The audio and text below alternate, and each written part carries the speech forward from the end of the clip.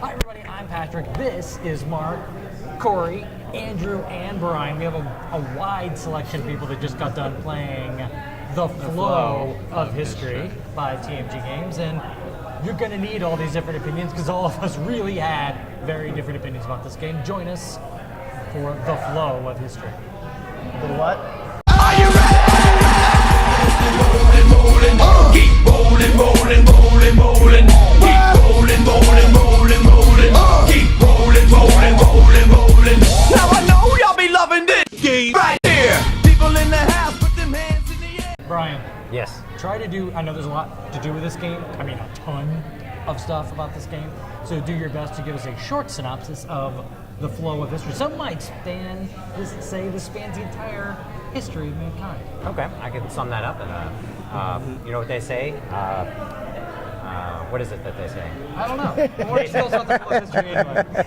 They say time flies when you're having fun. So, and we got through all of the ages of man in an hour and a half. And the future. Yeah. So, The Flow of History is a 3 to 5 player game. It's basically a civilization theme style game. And the mechanisms for the game Lance. sorry, Lance. The mechanisms for the game. It's basically a marketplace / action selection and a little bit of bidding type of game. In which the game takes place over 5 different ages, and once the future card is revealed, that will be the end of the game condition, which will trigger the scoring. And basically, whoever has the most amount of victory points at the end of the game will be the winner. And the way that you get the victory points are, there are little culture icons. You're going to get 1 point for every one of those. There are production icons. You're going to get 1 point for every 2 that you have of those at the end of the game. And then there are also certain cards that you're going to purchase from the marketplace that have special abilities that are just giving you additional victory points at the end of the game, based upon whether you have collected sets or certain types of the production icons, or this or that kind of thing. So getting back to the beginning of the game, when you set it up, you're going to set up all 5 of the different cards, or 5 of the different ages. They're each going to contain randomized sets of the different types of cards. And those are like military style cards, construction style cards, types of governments, types of leaders. You can only ever have 1 leader card out in your nation at a time. And you're going to be building your nation based on the cards that you're going to be acquiring from the marketplace. In the game, there's the reserve, and then there's the supply. The reserve is basically a box you're going to set aside and keep all of the resource tokens in, and then the supply is kind of whenever cards are purchased or people are getting sniped.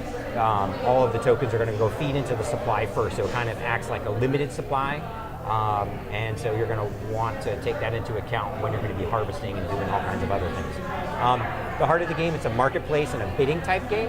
So what's going to happen is the first player is determined randomly, and then it plays clockwise. But you have 5 different actions that you can select during the game. You can what's called invest. You take your marker and put it on one of the cards in the marketplace, and then you have to bid at least 1 resource for that card. And that kind of earmarks it for maybe that you can purchase, fully complete that card on a later turn. The second type of action you can do during your turn, I guess there's a cleanup phase after your action, which I'll get to in a minute.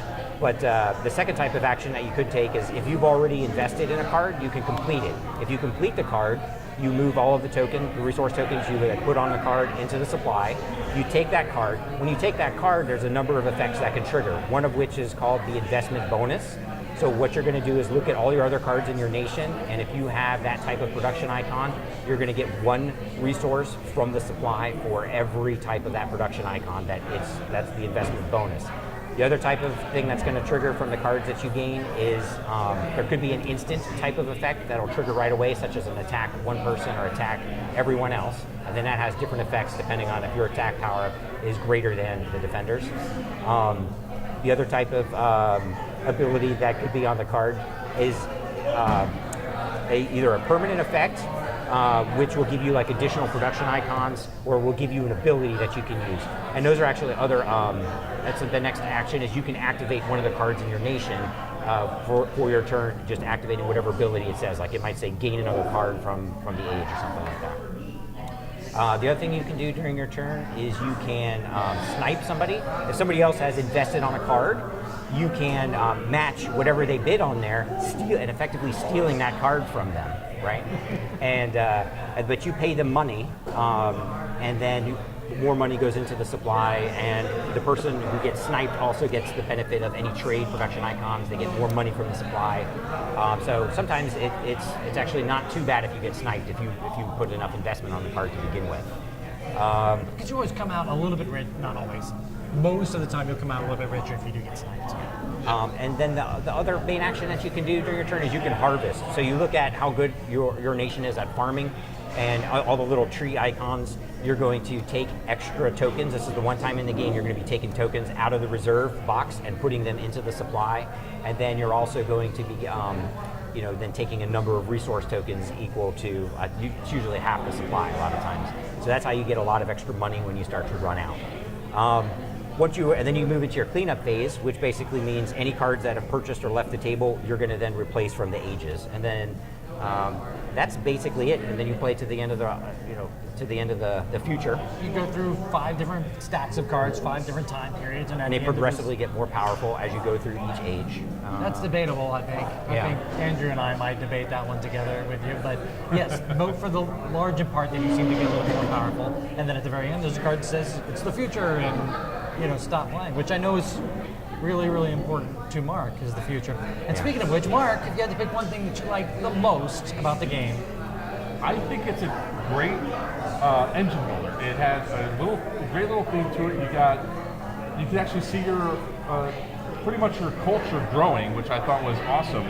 I think all of us would like to see your culture grow a little bit more. Yeah, no, I'm very uncultured. And I was sample I took, we are growing the culture. Not that kind of culture. Somebody stole Genghis Khan from me, but I went from Confucius to Napoleon. Yeah, I only had those 2 switches. So it was actually kind of neat to see the engine building going on with the game, because you're really developing. I started with the archers and went up to the crossbowmen, up to a frigate.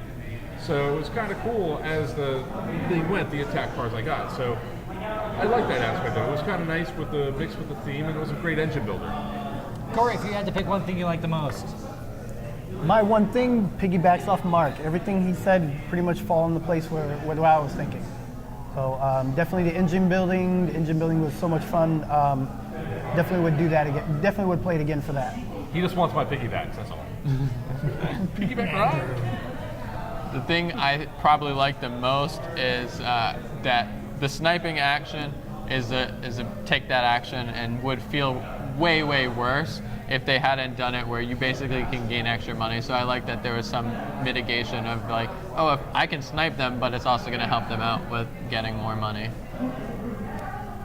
Brian.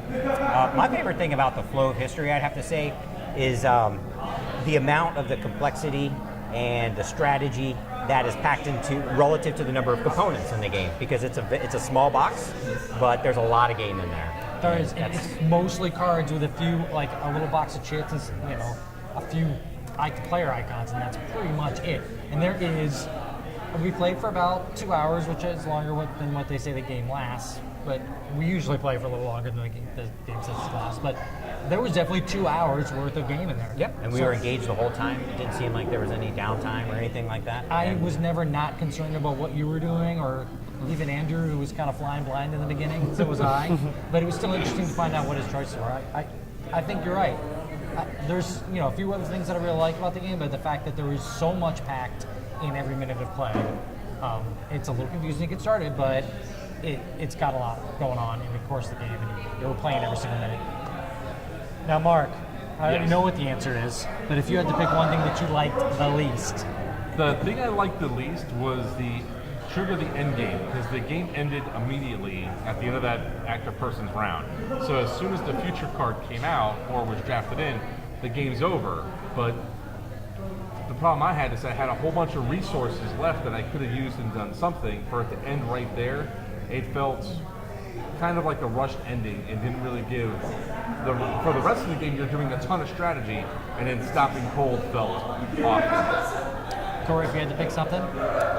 For me, it was the sniping. I know many others were attacked. I didn't get attacked this game, so I'm not sure how bad of a feel bad moment that all was. the attacking. I did. I did all the attacking. We both attacked. Yeah. We did A some lot of people attacking. attack.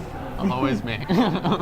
So, but the sniping, unlike what you said, you do get some money for getting sniped. But I wanted that card. No, I would rather have the card. I feel like I feel like I was behind on obtaining cards because I didn't get what I wanted.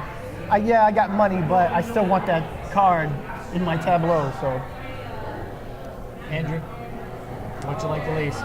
So the thing I like the least kind of goes with what Corey said. I was the one getting attacked all the time. It was Corey and Mark. Everyone was threatened by you, I think. I think so. It's the long hair and the Your beard, yeah. And your prowess of game skill. Everyone's like, oh gosh, Anderson, get him. Look, just because whenever I attack, I just attack everybody equally, doesn't mean that I was attacking you, okay? No one intentionally went after me. It was like they got attack all cards. No, but they talked about that before we got here.